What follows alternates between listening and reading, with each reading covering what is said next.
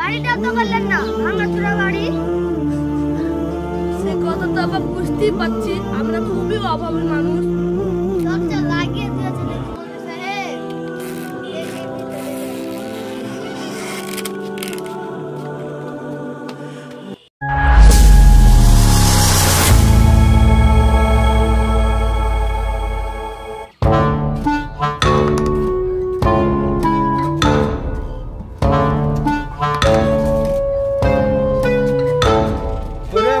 কোথায় গেলি সব? আব্বা চলে এলো নাকি? আব্বার গলা পালিয়েছিল দেখি আব্বা হাজির হয়ে গেছে। আব্বা চলে এসেছে নাকি? যাই দেখি দিনি। আসসালামু আলাইকুম আব্বা, এত তাড়াতাড়ি চলে আসলেন? তাই তো, আপনার এত তাড়াতাড়ি আসার কথা না। না রে মা, আমার কাজ হয়ে গেল তো তাই চলে আসলাম। ঠিকই অযথা সময় নষ্ট করে কি লাভ? তো মা, তোরা কেমন আছিস? ভালো আছিস তো? ভালো আছি আব্বা, কিন্তু একটু সমস্যায় আছি। কিসের সমস্যা রে মা? সমস্যা তো আব্বা বুঝতেই পারছেন, যুগের আবহাওয়া ভালো না। বাড়িটা তো করলেন না, ভাঙাচোরা বাড়ি। বুঝতেই তো পারছিস না মা, আমরা অভাবী মানুষ, আমাদের নুন আনতে পান্তা জুটে না। এই সামান্যতম রোজগার, আর এই রোজগার দিয়ে আমরা বাড়ি ঘর কি করে তৈরি করব? এখন ম্যাক্সিমাম একটা বাড়ি ঘর করতে গেলে 8-10 লাখ টাকার ব্যাপার। মসজিদ থেকে সামান্যতম আয় করি, আর এই অর্থ দিয়ে, এই পয়সা দিয়ে আমরা বাড়ি ঘর বানাবো কি করে রে মা? আমাদের পক্ষে তো এত বাড়ি ঘর করা সম্ভব না। সে কথা তো আব্বা বুঝতেই পারছি, আমরা খুবই অভাবী মানুষ। কিন্তু আব্বা, বাড়িতে কত মানুষ হট করে চলে আসে, তখন আমার পর্দার ঘাটতি হয়, তখন তো আমার পাপই হয়ে যায় আব্বা। দেখ মা, তোদের কথা আমি সবই বুঝতে পারছি, কিন্তু সবচাইতে একটা কথা মাথায় রাখবি রে মা, সবচাইতে বড় পর্দা হলো মন। এই মন যদি ভালো হয় তাহলে সব তোমার ভালো, আর মন যদি খারাপ হয় তোমার সব কিছু খারাপ। তবে এটাও মাথায় রাখবা যে মনকে যদি বিবেক বিবেচনা করে খালি ওইটা কি প্রাধান্য দিয়ে দাও, এটাও তোমার ভুল হবে। তোমার শরীয়তকে বাঁচানোর জন্য যে ব্যবস্থাপনা মনের বাইরের যেগুলো, সেটাও তো তোমাকে সতর্ক রাখতে হবে। মানে নিজেকে নিজে সেফটি হয়ে চলতে হবে। তোমার মন ভালো মানে কাপড় খুলে চলবা, ওড়না ফেলে চলবা, এটা তো চলবে না।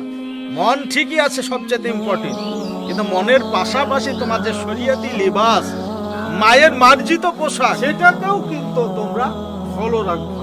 ঠিক ঠিক আছে আছে আব্বা। আব্বা, আমরা ফলো রাখবো। দেখো দিদি, যখন থেকে বকর বকর করে চলে এসেছো, আব্বাকে বসতে দিবা না?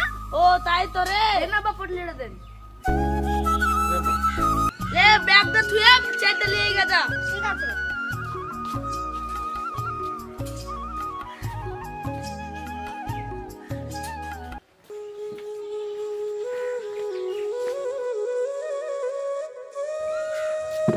লেন আব্বা, চেয়ারে বসেন।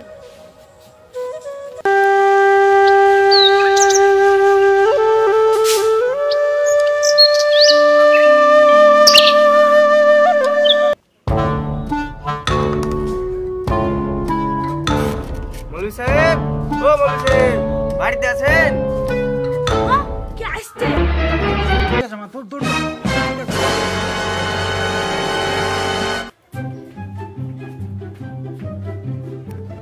এ তুষার নাকি গো?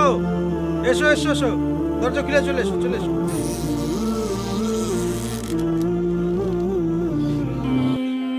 আসসালামু আলাইকুম মৌলভী সাহেব, ভালো আছেন? ওয়ালাইকুম আসসালাম, আলহামদুলিল্লাহ ভালো আছি। তুমি ভালো আছো তো? আলহামদুলিল্লাহ, আমিও ভালো আছি। তো তুষার, ওই কাজটা যে করতে হতো খুব তাড়াতাড়ি, এখনই করতে হতো নাকি? হ্যাঁ এখনই করা লাগবে। ঠিক আছে, করে দিচ্ছি। যাও করে দিও, হ্যাঁ খুব এমার্জেন্সি কাজ। ঠিক আছে। ঠিক আছে, যাও করে দিও। দিদি চলে আইছে, চলে আই।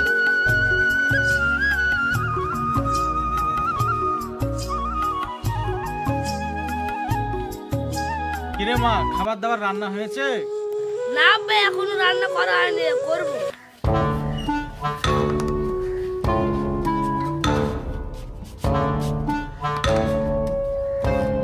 দরজা লাগিয়ে দিয়েছে নাকি মৌলভী সাহেব? দেখি ভিতরে যাই।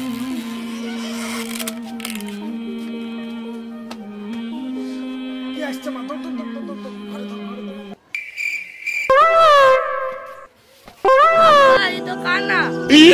কানা তো কি হয়েছে? কানার জন্য পর্দা করতে হবে? ও তো চোখেই দেখে না।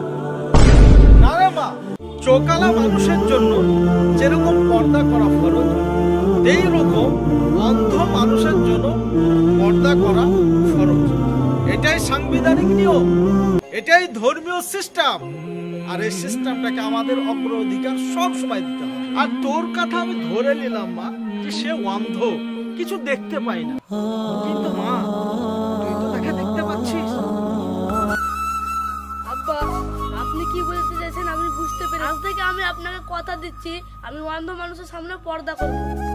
ঠিক আছে মা, কথা শুনে খুব ভালো লাগলো। আর যেভাবে বললি মা, সেভাবে চলাফেরা করবি। খবরদার ধর্মীয় যে রীতিনীতি সিস্টেম, এটা মাথা থেকে কখনো নামাস না। কারণ এই আল্লাহর ফরজকে যদি ছেড়ে দিস রে মা, তো বিশাল পাপী হয়ে যাবে। তখন আল্লাহ নারাজ হয়ে যাবে। আল্লাহ নারাজ হয়ে গেলে জাহান্নাম ছাড়া কোনো পথ থাকবে না রে।